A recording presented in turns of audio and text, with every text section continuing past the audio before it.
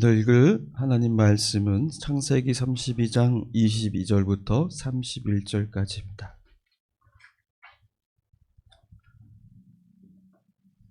저와 여러분이 한 구절씩 읽도록 하겠습니다. 32장 22절 그리고 31절까지입니다. 밤에 일어나 두 아내와 두 여종과 11 아들을 인도하여 야복 나루를 건널세.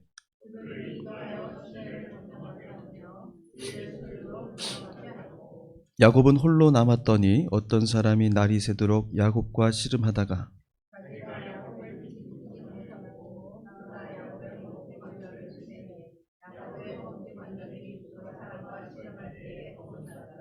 그가 이르되 날이 새려 하니 나로 가게 하라. 야곱이 이르되 당신이 내게 축복하지 아니하면 가게 하지 아니하겠나이다.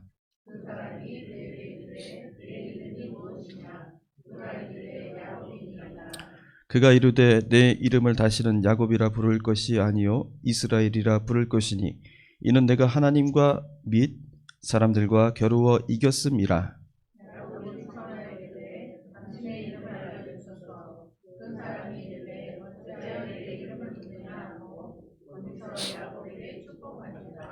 그러므로 야곱이 그곳 이름을 브니엘이라 하였으니 그가 이르기를 내가 하나님과 대면하여 보았으나 내 생명이 보전되었다 함이더라. 그가 브니엘을 지날 때에 해가 돋았고 그의 허벅다리로 말미암아 절었더라. 아멘. 감사합니다. 우리 인사 나누겠습니다. 주님의 평화를 빕니다.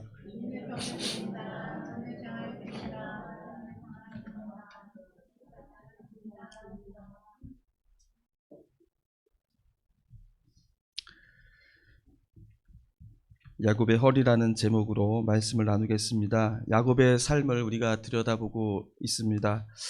야곱을 생각하면 정말 이보다 많은 사연이 있는 사람이 또 있을까 싶을 정도로 야곱은 참으로 험난한 삶을 살아갔습니다.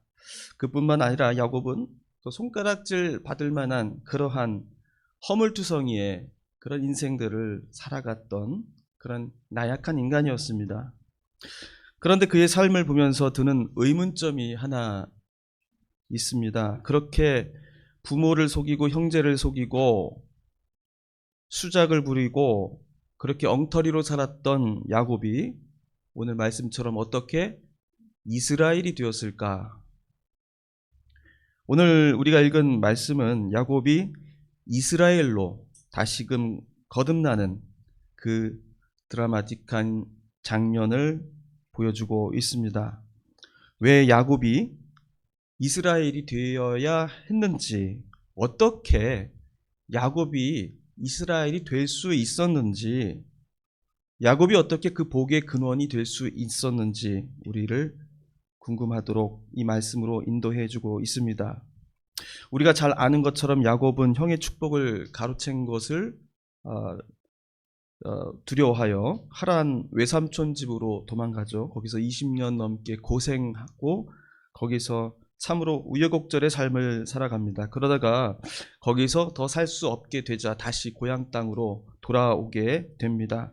문제는 이제 이 형을 다시 만나게 될 터인데 이 형의 분노를 어떻게 막을지가 가장 중요한 문제였습니다.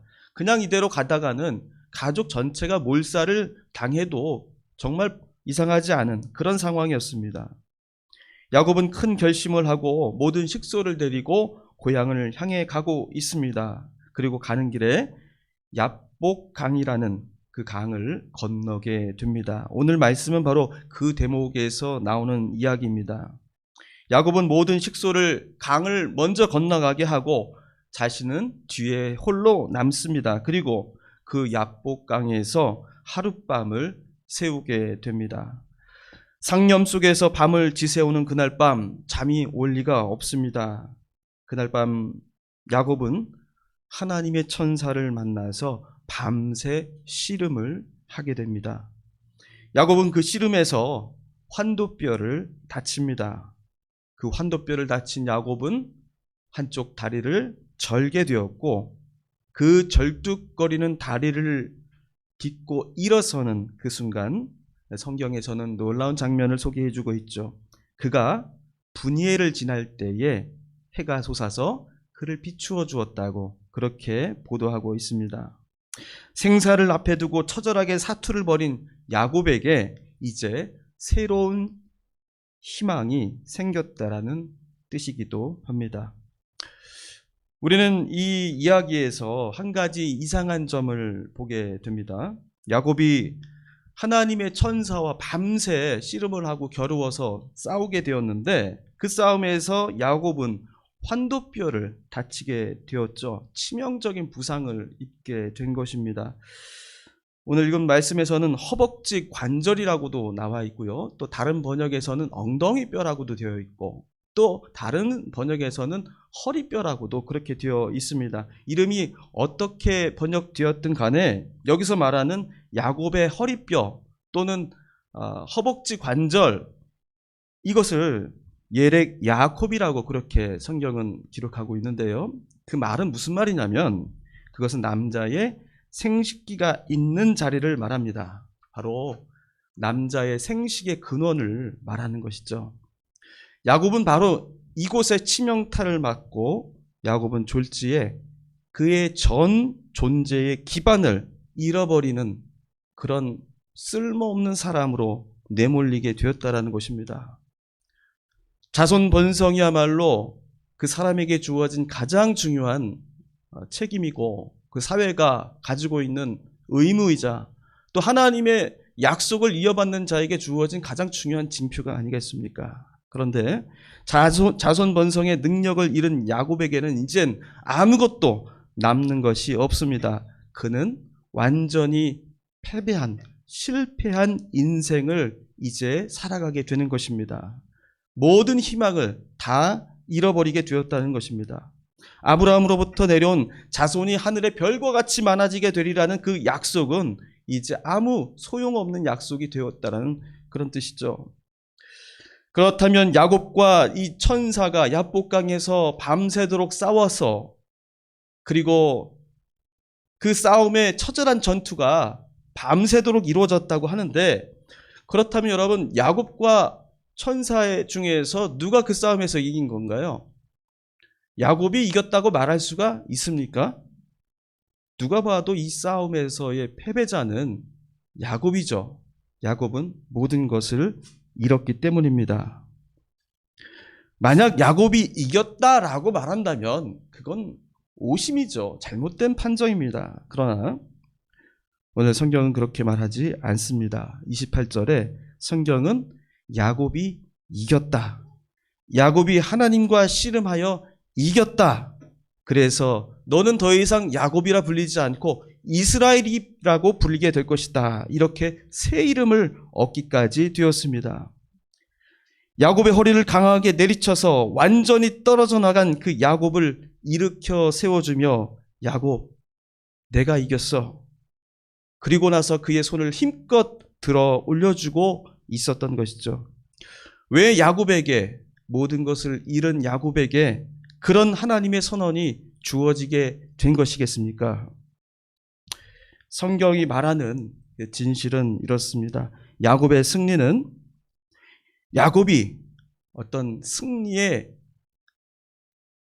무언가를 가져올 수 있었던 어떤 승리의 무언가가 증거가 있었기 때문이 아니라 이 승리는 바로 오직 하나님의 선언으로만 주어진 사실이라는 것입니다.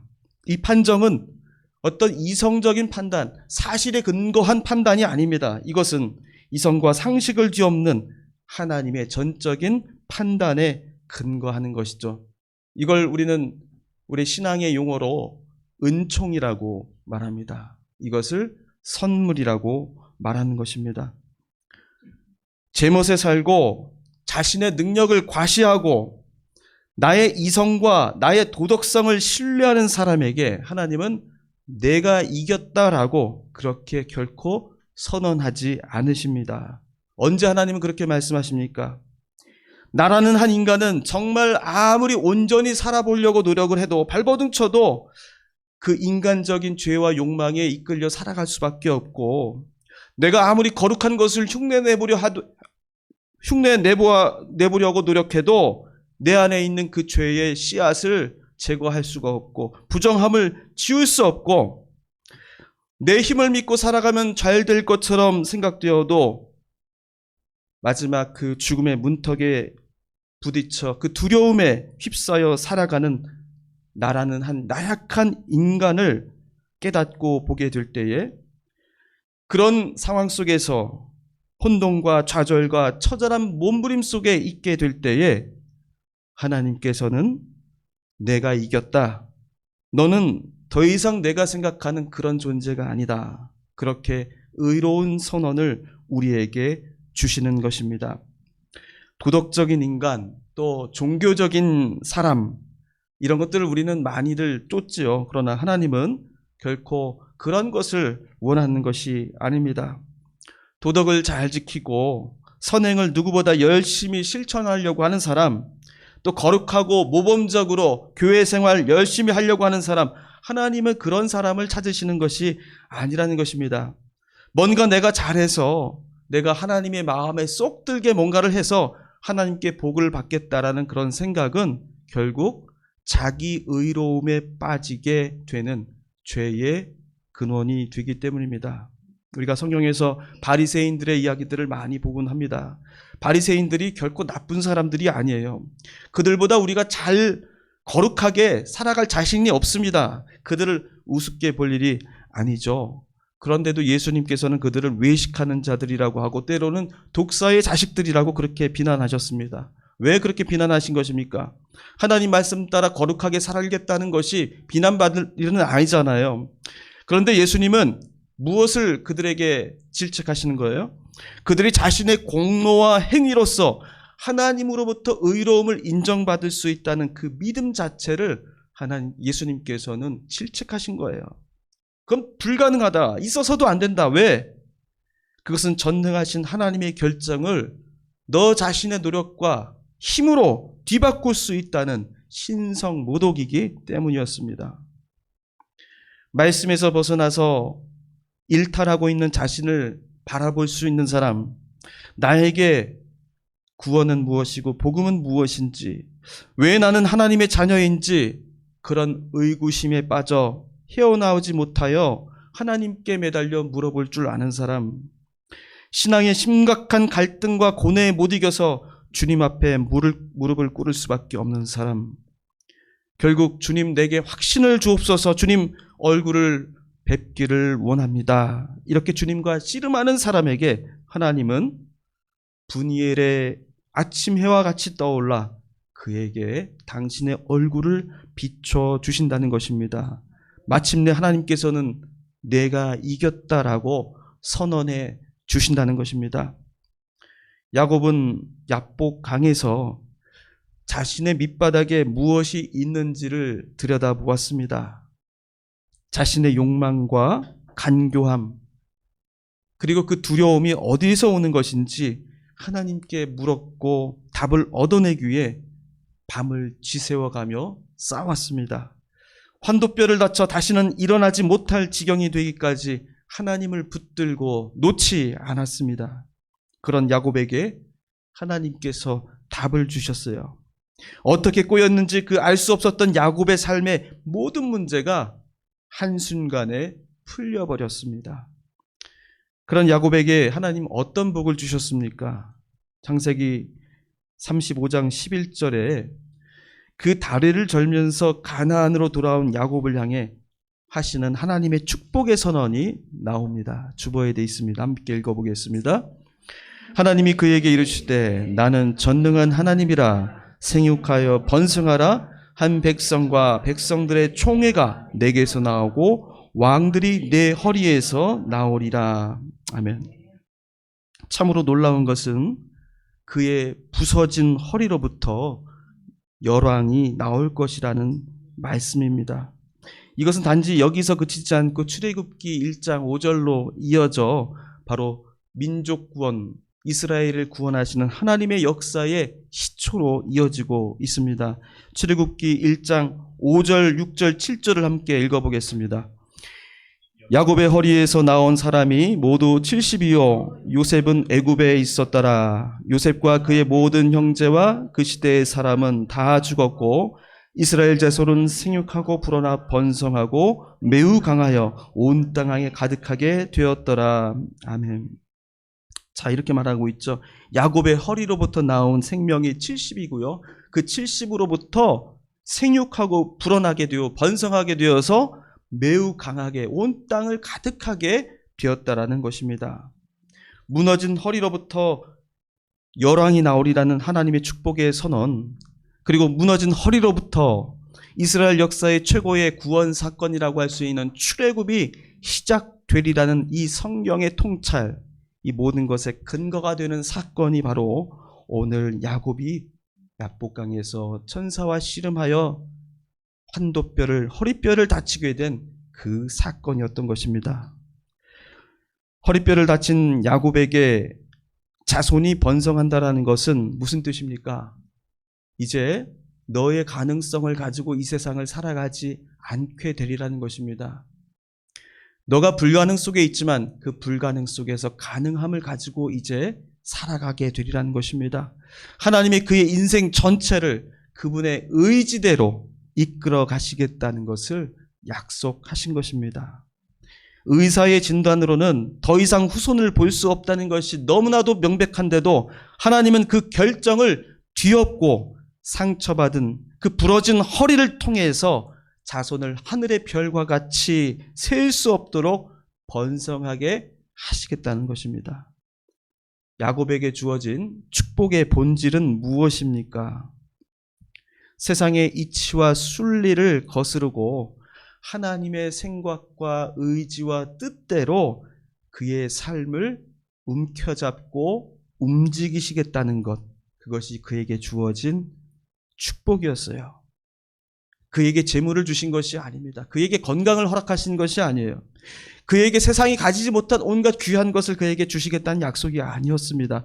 야곱에게 축복이라는 것은 자손이 번성하게 하겠다는 그런 결과를 두고 하신 말씀이 아니에요. 야곱의 인생 전체가 하나님이 이끄시는 삶이 되게 하시겠다는 것.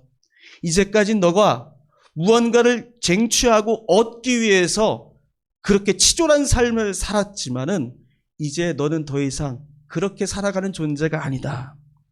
내가 너의 삶을 내가 직접 이끌어 가겠다는 하나님의 약속인 것입니다. 그런 하나님의 복은 언제 어떻게 주어졌습니까? 31절에 나오죠. 성경은 아주 간단하게 분이엘을 지날 때라고 그렇게 말하고 있습니다. 여기서 분이엘이라는 말은 하나님의 얼굴이라는 뜻이에요. 야곱은 분이엘에서 다리를 절뚝거리며 걸어갑니다. 하지만 그에게 더 이상 두려운 것은 없습니다. 모든 것을 다 잃었지만 가장 중요한 하나님을 얻었기 때문이죠. 하나님의 얼굴이 자신을 비추게 되는 삶을 비로소 살게 되었던 것입니다. 하나님은 튼튼한 허리를 가진 이들의 능력을 통해서 하나님의 역사를 이어가시는 것이 결코 아닙니다. 비록 무너진 허리일지라도 하나님을 부둥켜 안고 또 씨름을 해본 그 허리를 통해 하나님은 당신의 역사를 이어가시겠다는 것입니다. 중요한 것은 몸이 건강한 것이 아닙니다. 중요한 것은 내가 어떤 능력을 가졌느냐, 내가 잘났느냐, 그런 것이 아닙니다. 중요한 것은 내가 도덕적인 사람인가, 내가 종교적인 열정을 가지고 그 모든 규율을 따라 살아가는 사람인가, 이런 것이 중요한 것이 아니라는 것입니다. 하나님의 역사에서 희망은 세상의 그 잘남과 멋진 것들에서 오는 것이 아니라 비록 나의 허리가 무너졌을지라도 하나님과 부둥켜 안고 씨름을 해본 그의 삶을 통하여 하나님은 새로운 역사를 써 가시는 것입니다. 저는 여러분들이 우리 모두가 다리를 절룩거리는 사람이 되기를 바랍니다. 절룩거리는 다리일지라도 하나님의 천사를 붙들고 매달렸던 그 위대한 상처를 가진 사람들로 우리가 살아가야 할 줄로 믿습니다. 그런 상처를 지닌 사람들에게 오늘도 하나님의 얼굴 그 분이엘의 아침해가 우리에게 비춰주시는 것입니다. 하나님은 오늘도 누군가에게 분이엘의 햇살을 비춰주시기를 원합니다. 우리 해림교회가 그 환도뼈를 가진 위대한 상처를 지닌, 그래서 하나님의 역사를 이 약한 이 상처의 자리로부터 이 상처를 통하여 이루어 가시는 놀라운 역사를 우리가 은총으로 확인하고 또 그것을 이루어 나가는 이 귀한 믿음의 공동체가 되기를 주님의 이름으로 축원합니다. 기도하겠습니다. 하나님, 야곱에게 새 생명을 주시고 그의 삶을 온전히 하나님의 능력으로 살아갈 수 있도록 축복하여 주심을 오늘 말씀을 통하여 듣습니다. 주님, 우리의 삶이 또 우리 가정이 그리고 우리 교회가 야곱이 입었던 그 위대한 상처를 얻게 하여 주시옵소서. 우리의 믿음을 두고 우리의 나약함을 두고 주님께 매달리며 하나님께 은혜와 복을 구할 수 있는 귀한 주님의 자녀들로 살아가게 인도하여 주시옵소서. 예수님의 이름으로 기도하옵나이다. 아멘.